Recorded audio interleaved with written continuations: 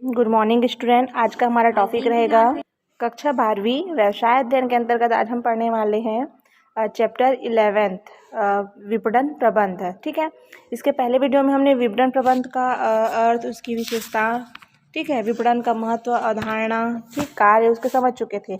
आज का हमारा टॉपिक होने वाला है विपणन मिश्रण होता क्या है, विपणन मिश्रण का अर्थ, उनकी परिभाषा, साथ ही साथ हम समझेंगे विपणन मिश्रण के तत्व और उसे प्रभावित करने वाले घटक कौन कौन से हैं।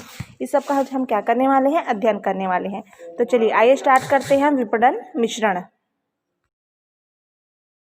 तो चलिए स्टार्ट करते हैं हम मार्केटिंग मिक्स। ठीक है, तो विपणन मिश्रण का अर्थ क्या होता है, देखिए।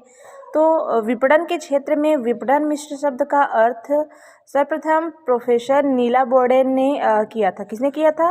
प्रोफेसर नीला बोर्डेन ने किया था, क्योंकि आधुनिक ग्राहक अभिमुखी जो इसकी विचारधाराओं में ग्राहक संतुष्टि में महत्वपूर्ण स्थान दिया गया है। ठीक है, अतः विपणन के सभी प्रयास, मतलब जिसके कितने भी कार्य हैं, उपभोक्ता को संतुष्ट करने के लिए किए जाते हैं। ठीक है, अब देखिए उनका मीनिंग क्या बताया जा रहा है विपणन मिश्रण का।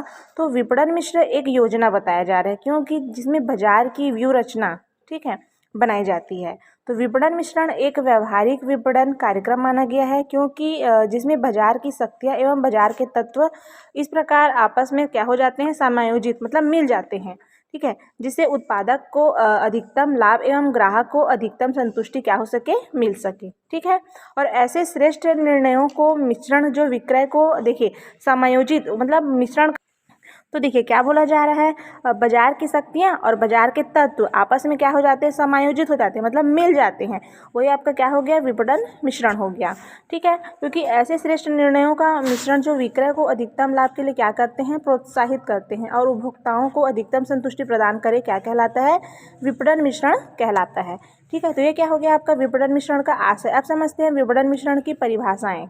तो देखिए प्रोफेसर R.S. टावर का कहना है कि बाजार सफलता हेतु उत्पादकों द्वारा व्यवहार में लाई जाने वाली नीतियाँ, किसके लिए, बाजार की सफलता हेतु उत्पादकों में जो व्यवहार में जो नई नई परिवर्तन किए जाते हैं और उसमें नई नई नीतियों को शामिल किया जाता है, उसको क्या कहा जा रहा है, उनका कहना है कि विपणन मिश्रण कहलाता है। ठीक है, उसी प्रकार से किलियन लेजर का कहना है कि विपणन मिश्रण उस बड़ी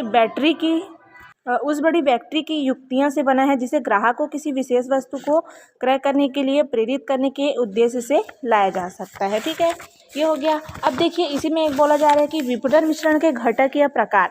तो देखिए सबसे पहले मैं आपको बताती हूँ विपणन कार्य समाप्त और उसका कार्य करने का प्रारंभ। तो सबसे पहले देखिए विपणन कार्य का प्रारंभ बोला जा रहा है तो ग्राहक की रुचि की खोज करना, साथ ही साथ उसके ग्राहक की फैशन की भी खोज करना, सामाजिक रहन सहन को बताना, उत्पादन, फिर वितरण, फिर पैकेजिंग, फिर उसका विज्ञापन करना, फिर अनुसंधान कार्य करना, संवर्धन करना, विक्रय करना और ग्राहक की संतुष्टि करना। इससे सबको लेते हुए हमको क्या मिलता है, लाभ की प्राप्ति होती है और इससे ही हमारे विपणन कार्य क्या होते हैं, समाप्त होते हैं। प्रारंभ कहाँ से होता है, ग्राहक की रुचि को जानते हुए लाभ प्राप्ति तक करने वाला कार्य किसके अंतर्गत शामिल किया गया, विपणन मिश्रण के घटक तक शामिल किया गया है। ठीक है, अब देखिए विपणन में विभिन्न तत्वों का समावेश होता है। अब देखिए प्रोफेसर फ्रे ने भी अपनी पुस्तक एडवेस्टिंग में विपणन के प्रमुख 2 तत्वों का समावेश किया है, उसमें 2 तत्वों को शामिल किया गया है। तो कौन से 2 तत्व हैं, तो देखिए प्रथम तत्व होते हैं जिनका प्रत्यक्ष संबंध बाजार में रखी जाने वाली वस्तु से। कौन से संबंध से है, बाजार में रखी जाने वाली वस्तु से है, जैसे वस्तु का ब्रांड, उसका मूल्य, प्रकार आदि। देखिए कौन कौन से है, प्रथम में वस्तु का ब्रांड क्या है, उसका मूल्य क्या है और उसका प्रकार क्या है। और द्वितीय तत्व वे होते हैं जो विधियां या उपकरणों से संबंधित होते हैं, जैसे आपका हो गया विक्रय, विज्ञापन, विक्रय संवर्धन आदि। किंतु विद्वान मैकार्थी ने अपने विपणन मिश्र के प्रमुख 4 तत्व बताए हैं। इन तत्वों के 4Ps के नाम से जाना जाता है। 4P मतलब प्रोडक्ट, P का अर्थ हो जाता है 4PS मतलब प्रोडक्ट बोला जा रहा है ना। तो देखिए प्लेस, ठीक है, प्रोडक्ट हो गया आपका, P से स्टार्ट होता है, प्रोडक्ट आई मीन वस्तु, P I mean place I mean स्थान, प्राइस आई मीन मूल्य, और बोला जा रहा है प्रमोटन। तो देखिए P हो गया, 4P बोला जा रहा है। ठीक है, तो देखिए 4P में क्या क्या हो गया आपका, प्रोडक्ट, प्लेस, प्राइस और प्रोडक्शन। ठीक है, तो देखिए प्रोडक्शन हो गया क्या, तो विक्रय संवर्धन हो गया। तो मैकार्थी ने ये 4 को ही विपणन प्रबंध मिश्रण का तत्व माना गया है। ठीक है, अब मैं अभी आपको बताई हूँ मैकार्थी के 4P क्या क्या है। 4P मतलब क्या हो जाएगा आपका, प्रोडक्ट। ठीक है, तो स्थान हो गया आपका, मूल्य हो गया, उत्पाद हो गया, प्रमोशन हो गया। तो देखिए ये सब क्या हो गया, उसके घटक हो गए। चलिए अब आगे हम समझते हैं इसी में अब देखिए ये तो हो गया किसका, मैकार्थी का।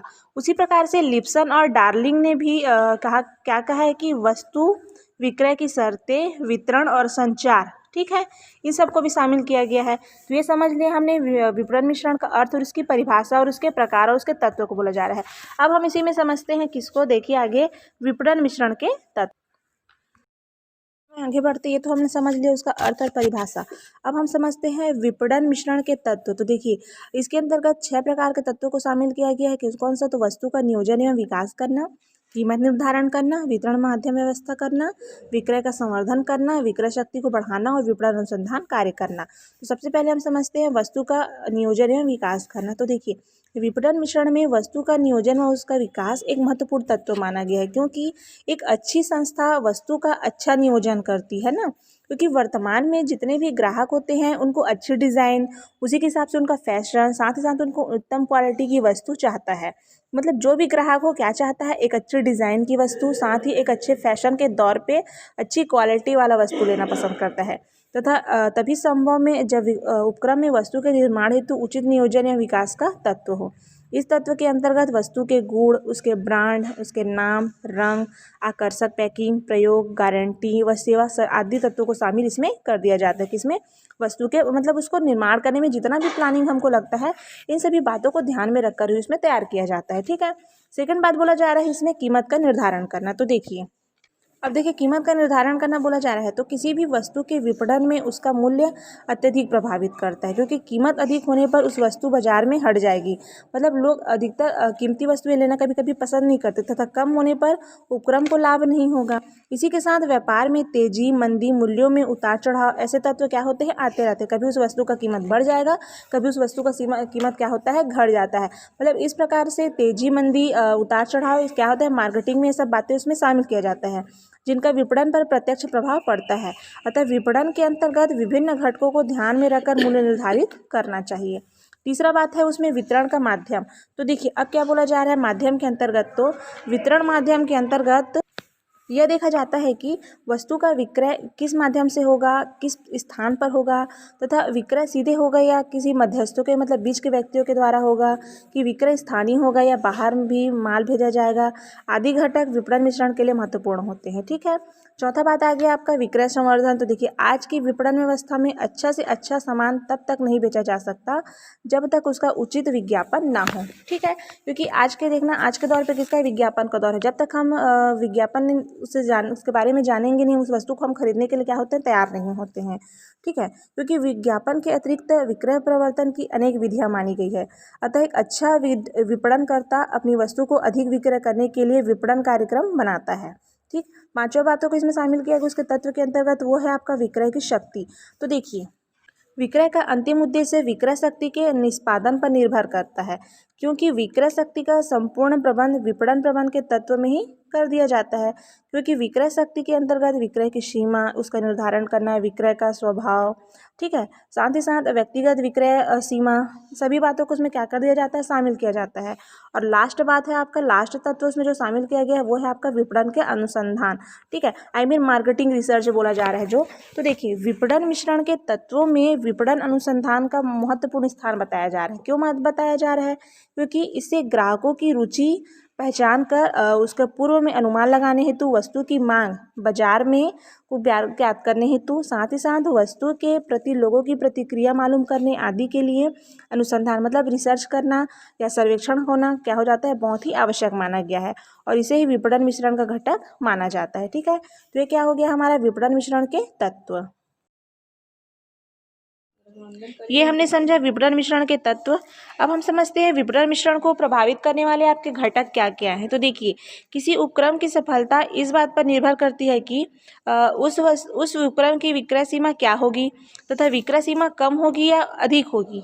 इसका निर्धारण किसके द्वारा किया जाता है, विपणन मिश्रण के द्वारा किया जाता है। लेकिन किसी व्यापार की सफलता में विपणन मिश्रण का सीधा प्रभाव पड़ता है।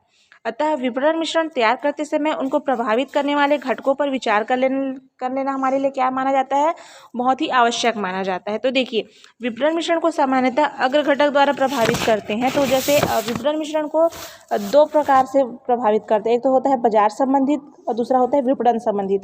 तो सबसे पहले मैं आपको समझाती हूँ बाजार संबंधित घटक कौन कौन से। तो देखिए उपभोक्ता का व्यवहार, प्रतिस्पर्धा और सरकारी नियंत्रण। तो देखिए बाजार संबंधित तत्व के अंतर्गत उसके घटक में बोला जा रहा है कि विपणन मिश्रण को प्रभावित करने वाले ऐसे तत्व या घटक जिन पर उपक्रम का कोई नियंत्रण नहीं होता है, किंतु ये तत्व उपक्रम की विपणन क्रियाओं को क्या करता है, बहुत ही ज़्यादा अधिक प्रभावित करता है। जिसके अंतर्गत पहला हो जाएगा आपका उपभोक्ता का व्यवहार। तो देखिए उपभोक्ता कौन हो गया, जो आपके ग्राहक हो गए, ठीक है।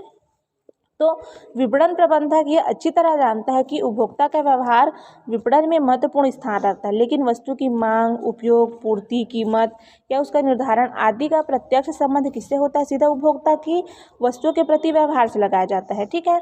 अब देखिए इसके साथ ही साथ बोला जा रहा है कि क्रय की आदतें, क्रय की मात्रा, जीवन स्तर, क्रय शक्ति, उत्पादन का प्रयोग करने वाली आदि संख्या इसमें शामिल किया गया है।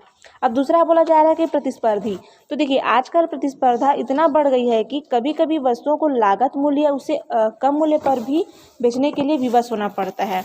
अतः विपणन मिश्रण में इन परिवर्तनीय प्रतिस्पर्धाओं के कारण भी क्या करना पड़ता है, मतलब प्रभाव पड़ते हैं। और तीसरा हो जाएगा आपका सरकारी नियंत्रण, ठीक है। तो देखिए आजकल विपणन क्रियाओं पर सरकारी नियंत्रण में वृद्धि होती जा रही है, अतः इन नियंत्रणों को प्रभाव विपणन मिश्रण पर पड़ना स्वाभाविक माना गया है। लेकिन इसके साथ ही साथ विपणन प्रबंधक को चाहिए कि वह विपणन मिश्रण निश्चित करते समय सरकारी नियंत्रण संबंधित नीतियों का क्या करे, विस्तृत अध्ययन करे। और जो हमारे देश में यह अत्यंत क्या माना गया है, आवश्यक माना गया है, क्योंकि वस्तु के मूल्य, किस्म और वस्तु के वितरण में सरकारी हस्तक्षेप किया जाता है। तो ये पहला मैंने आपको क्या समझाया, विपणन मिश्रण को प्रभावित करने वाले घटक के अंतर्गत बाजार संबंधित तत्व, और बाजार संबंधित तत्व के अंतर्गत कौन कौन सी बातें शामिल हो गई, 3 प्रकार की, उपभोक्ता, प्रतिस्पर्धा और सरकारी नियंत्रण। अंतर्गत आपका दूसरा बात शामिल किया गया है विपणन संबंधित तत्व, और इसके अंतर्गत 9 प्रकार की बातों को शामिल किया गया है, उत्पाद, ब्रांड, संवेष्टन, वितरण, व्यक्तित्व, विज्ञापन, विक्रय, भौतिक और बाजार अनुसंधान को। तो पहले मैं आपको बताती हूँ कि विपणन संबंधित तत्व होता क्या है। तो देखिए उपयुक्त बाजार तत्वों के अतिरिक्त भी अनेक तत्व जिन्हें विपणन संबंधित तत्व कहा जाता है, लेकिन विपणन कार्यक्रम और विपणन मिश्रण के निर्धारण में अपना महत्वपूर्ण स्थान रखते हैं। और ऐसे तत्व जिन पर नियंत्रण रखकर वैज्ञानिक परिधि के भीतर रहते हुए विपणन प्रबंधक अपने विवेक बुद्धि के अनुसार निर्णय ले सकता है, ठीक है। अब देखिए विपणन मिश्रण के निर्धारण में तत्व कौन कौन से हैं। तो पहला हो जाएगा आपका उत्पाद का नियोजन करना, प्रोडक्ट प्लानिंग, मतलब प्रोडक्ट तैयार करने के लिए पहले से हमको क्या करना है, उसका प्लानिंग तैयार करना है। तो देखिए वो क्या होता है। तो देखिए किसी उत्पादों को ग्राहक इसलिए क्रय करता है कि वे उसकी आवश्यकता को पूर्ति करते हैं। अतः उत्पादकों को चाहिए कि वे अपने उत्पाद में उन सभी गुणों का क्या करें, समावेश करें, जिससे ग्राहक क्या हो सके, संतुष्ट हो सके। और इस हेतु जो उत्पादक होते हैं नियोजन किया जाता है, और उसके अनुसंधान जैसे हो गया आपका विपणन अनुसंधान, ग्राहकों का चुनाव करना, ठीक है, किस्म का निर्धारण करना, विक्रय यात्रा का निर्धारण करना, इस सबको इसमें क्या कर दिया जाता है, शामिल कर दिया जाता है। अब दूसरा तत्व है आपका ब्रांड की नीति। तो देखिए आधुनिक युग क्या है, प्रतिस्पर्धा का युग है, और बहुत सारे लोग प्रतिष्ठित उत्पादनकर्ता अपने उत्पाद को एक विशेष ब्रांड या चिन्ह प्रदान करते हैं। आप लोग देखते ही होंगे, ठीक है, कि बहुत से जो उत्पादक करता है अपने जो ब्रांड रहते हैं एक नए ब्रांड से उसको क्या करते हैं, चिन्हित करते हैं, और इन चिन्हों का वस्तु के विक्रय पर महत्वपूर्ण प्रभाव डालता है, ठीक है। अब देखिए विपणन प्रबंधक ब्रांड के संबंध में वैकल्पिक नीति अपना सकते हैं, अर्थात अनेक उत्पादकों के लिए एक ब्रांड या चिन्ह का निर्धारण कर सकते हैं।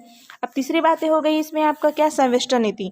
अब संवेष्टन होता क्या है, तो संवेष्टन का अर्थ होता है पैकेजिंग, ठीक है, मतलब पैकिंग करना। तो देखिए उत्पाद की बिक्री पर उसके संवेष्टन या पैकिंग का सबसे ज़्यादा अधिक प्रभाव पड़ता है। क्यों प्रभाव पड़ता है, क्योंकि कभी कभी ग्राहक वस्तु की पैकेजिंग से बहुत अधिक प्रभाव कर उसे खरीद लेता है। अतः विपणन प्रबंधक को उत्पादक के पैकिंग के लिए खूब सोच समझकर, खूब विचार कर निर्णय लेना चाहिए। चौथा बात हो गया आपका क्या, वितरण की वाहिकाएं, ठीक है, उसका चैनल बोला जा रहा है। वाहिकाएं मतलब हो जाएगा उसका चैनल। तो देखिए उत्पाद की बिक्री पर वितरण वाहिकाओं को प्रभाव पड़ता है। क्यों पड़ता है, क्योंकि जो उसका वाहिका होता है उससे तात्पर्य हम ये मान सकते हैं कि जिसके द्वारा उत्पादित वस्तु ग्राहक तक क्या करती है, पहुंचाती है। ठीक है। अब देखिए किसी वस्तु के स्वभाव, उसकी आवश्यकता, उसका मनोबल, साथ ही साथ वस्तु के प्रति उसका दृष्टिकोण का अध्ययन, इनके वितरण वाहिका का निर्धारण करना चाहिए। ठीक है।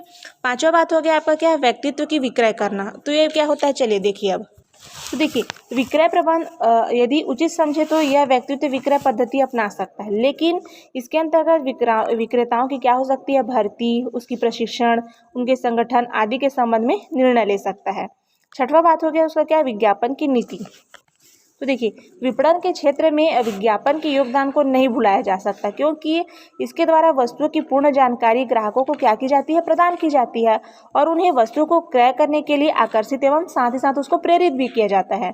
अतः विपणन प्रबंधक को विज्ञापन के संबंध में एक व्यापक एवं स्पष्ट नीति निश्चित करना पड़ता है। ठीक है। अब आपका सातवां बात है इसमें विक्रय की संवर्धन करना, प्रमोट बोलता जाता है, जिसको प्रमोशन भी कहा जाता है। ठीक है।